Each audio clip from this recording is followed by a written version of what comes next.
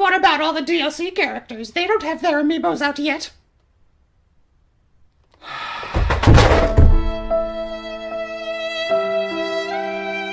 Dang it. Amiibo! Or amiibos. Is the plural of amiibo amiibos, or is it just amiibo?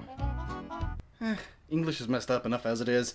Anyway, these little toys have created quite the cultural phenomenon. What with scalpers, collectors, and people who just sort of want some of them.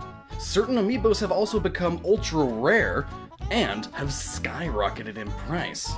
Though they've come down in recent months, thankfully. We have communities of people working together to obtain these things. But why? What are these? What caused this all to happen? And was this Nintendo's plan from the beginning? None.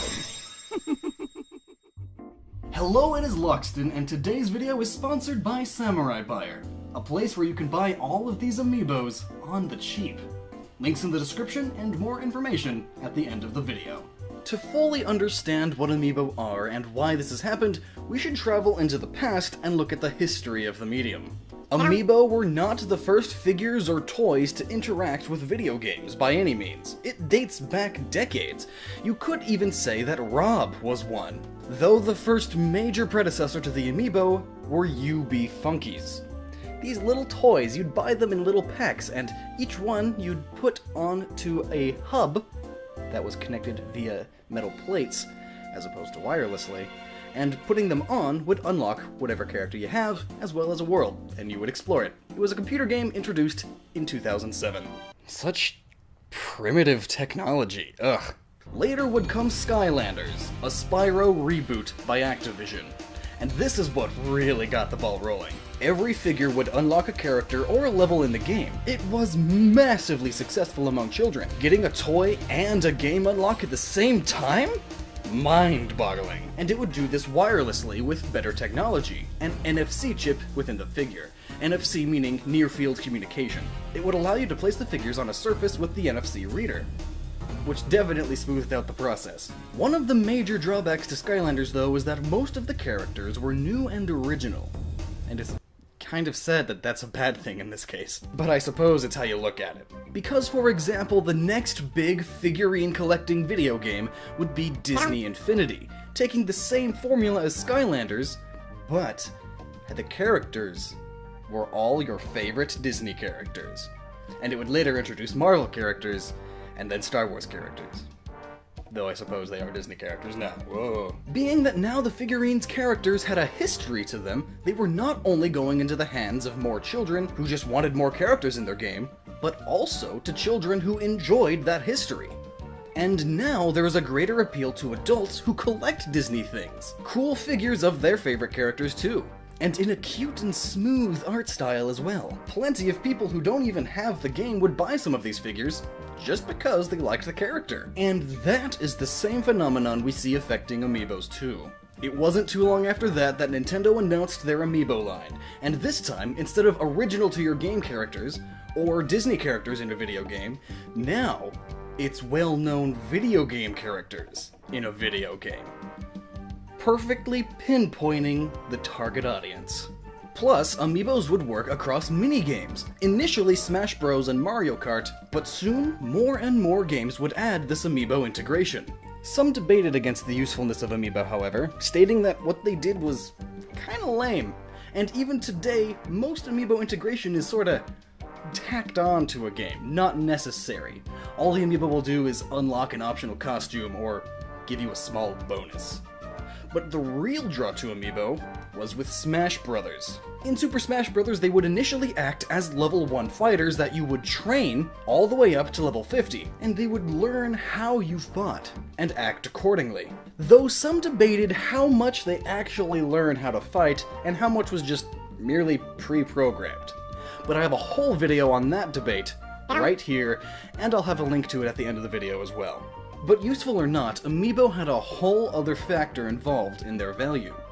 the fact that they were Nintendo figurines. Nintendo fans love Nintendo characters, and a lot of Nintendo characters never get a lot of merchandise. Shulk, Captain Falcon, Wii Fit Trainer, Ness, Lucas, Olimar, Fire Emblem characters, and more. A lot of these characters don't have any official merchandise, or at least haven't had any in recent enough years to be a factor. And that is factor number one as to why certain amiibo are rare and very valuable. Because the characters they are don't have a lot of official merchandise about them. So this not only draws the attention of people wanting them for Smash, or for collectors fulfilling a collection, but it also draws the attention of people who are just fans of these characters. For instance, I have one friend who is a huge fan of Star Fox 64. It's one of his favorite games. So he really wanted a Star Fox amiibo, despite not owning anything from Nintendo since the GameCube. He just wanted a cool Fox figurine for his shelf. And that's just one example of many. Easily the biggest factor involved in a certain amiibo's value is how popular the character is. From an accountant's perspective, it makes perfect sense to make a lot more amiibo of popular characters. That's why if you go down to your Walmart or Best Buy today, they will have like 30 stinking Marios, and 20 Pikachus, and like 40 Links. I know mine do at least. Mario, Luigi, Yoshi, Link, Peach, Toon Link. These are all huge characters, so it makes sense to print them like crazy. And then there's characters like Wii Fit Trainer and Shulk. Both not so popular, so they don't make as many of them. But the lesser popular characters can't be that much less popular since they're all sold out. Right? Well, yes and no. From the typical market's perspective, most people will not want a Dark Pit amiibo. Heck, that's why my Best Buy has like 20 Dark Pit amiibos in stock, and they will never be sold. They've been sitting there for months. I've never seen that stock get smaller. I bought one, not because I like Dark Pit, no, I hate his edgy guts. I only bought one to complete the Smash set. So from Nintendo's perspective, it's all a gamble. They need to figure out the demand and make sure there is an appropriate supply. Which is a lot harder than you'd think.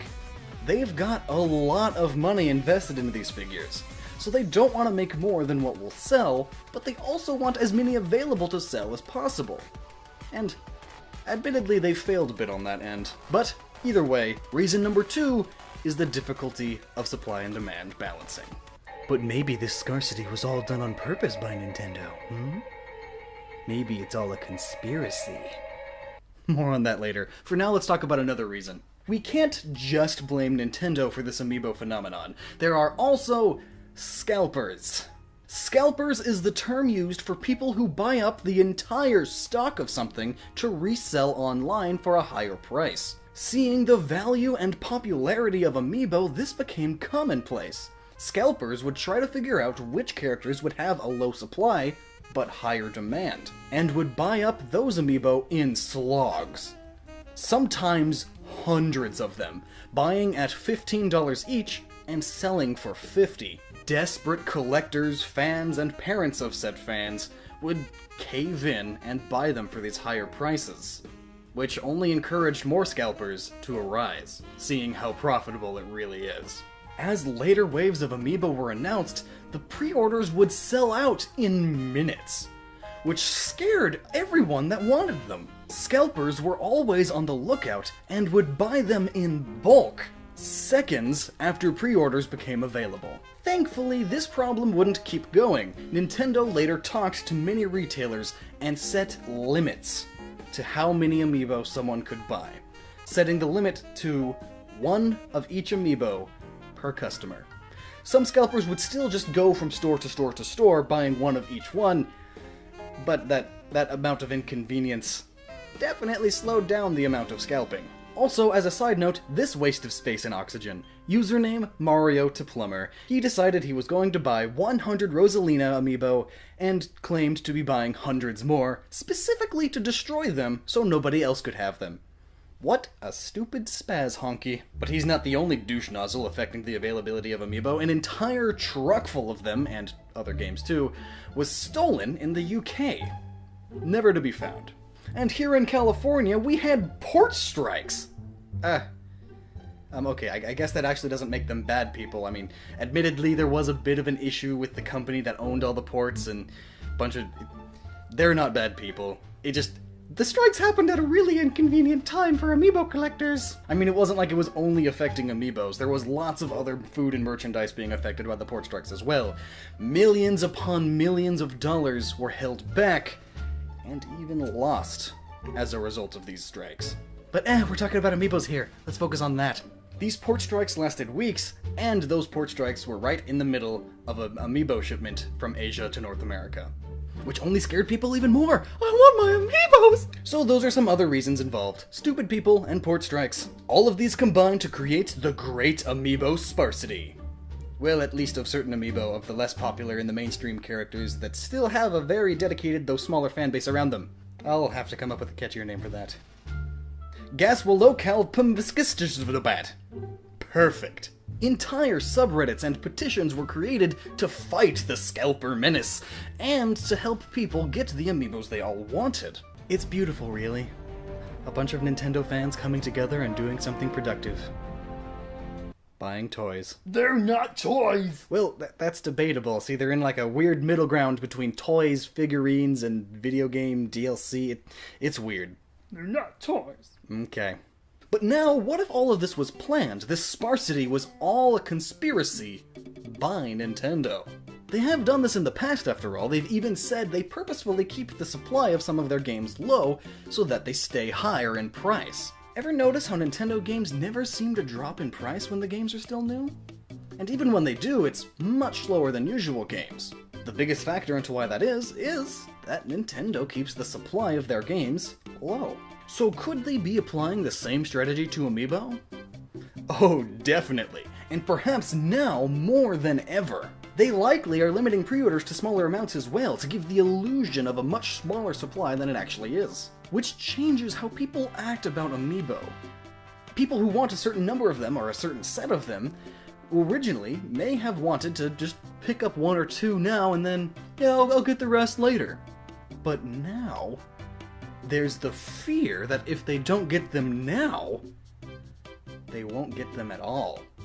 So people buy them as soon as they can, before they drop in price. And they start pre-ordering them, or going into the stores on release day, even if they were never the type of person to do that for anything else before. There's a first time for anything, and if they don't get the Amiibo now, they may never have a chance to again. They actually will? Nintendo just doesn't want them to know that. It changes people from basic consumers into a collector mindset, and there's a whole video about that specifically over on the Idea channel. This could easily have been Nintendo's plan all along, and what they've said about the scarcity of Amiibos kind of backs this up. They've been giving very mixed signals about if Amiibo will get second printings or not. Initially saying no, Amiibo will not be printed again, then later saying yes, we'll reprint some of them, but not all of them. And this only increased the number of people buying them as soon as they could. And store-exclusive Amiibo didn't make this any easier. In fact, Nintendo may have known that these Amiibo would have this frenzy surrounding them, and so they sold the exclusivity to these retailers. All in all, it is a very successful marketing campaign. People coming together and helping each other buy Amiibos, and buying Amiibos for themselves, and talking about buying Amiibos, and buying Amiibos, purchasing Amiibos, getting Amiibos, collecting Amiibos, getting Amiibos as soon as they can before they sell out. Really, it does all of Nintendo's advertising for them. Genius. And that is the Amiibo phenomenon. So now to tell you where you can buy some rare, expensive Amiibo on the cheap. And the answer to that is Samurai Buyer, today's video sponsor.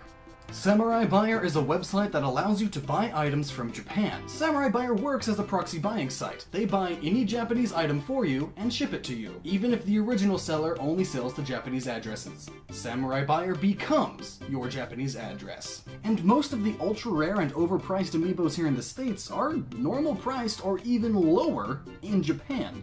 And yes, Japanese Amiibos work on American consoles. I got all of these Amiibos for only $100. Some of these amiibos are even only $8 each, which is significantly lower than the $15 it costs to buy them here in the States. Meaning, after shipping and handling fees, a lot of these are still cheaper to import from Japan than to buy them here in the States. So there are links in the description for the Amiibo stores on Samurai Buyer, and if you use the coupon code AMIIBO, you get 50% off of the service fee, which makes them even cheaper. Thanks for sticking around so long. As a reward, Samurai Buyer is having a giveaway. The prize? Any amiibo of your choice, absolutely free. All you have to do is sign up on Samurai Buyer and subscribe to their YouTube channel. In 2 weeks, I'll post in the description and the comments of this video who the winner is. So until next time, stay awesome and keep using that noggin. I just made a huge mess. I can finally open these amiibo. I've had them for weeks.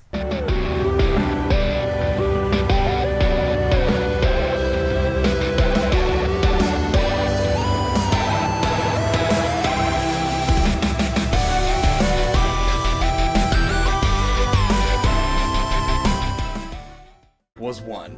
Though the first major predecessor to the Amiibo were UB Funkies. These little toys, you'd buy them in little packs, and each one you'd put onto a hub that was connected via metal plates, as opposed to wirelessly, and putting them on would unlock whatever character you have, as well as a world, and you would explore it. It was a computer. Buy all of these Amiibos on the cheap. Links in the description and more information at the end of the video.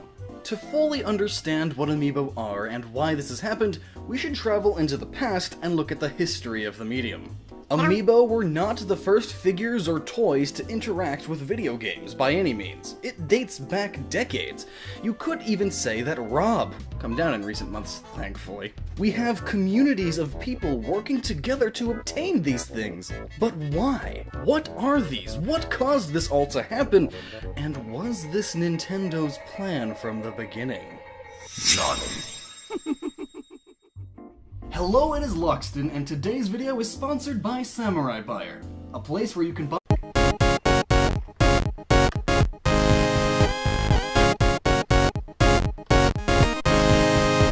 But what about all the DLC characters? They don't have their amiibos out yet.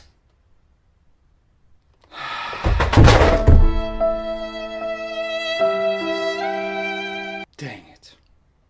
Amiibo! Or amiibos. Is the plural of amiibo amiibos, or is it just amiibo? English is messed up enough as it is. Anyway, these little toys have created quite the cultural phenomenon. What with scalpers, collectors, and people who just sort of want some of them. Certain amiibos have also become ultra rare, and have skyrocketed in price. Though they've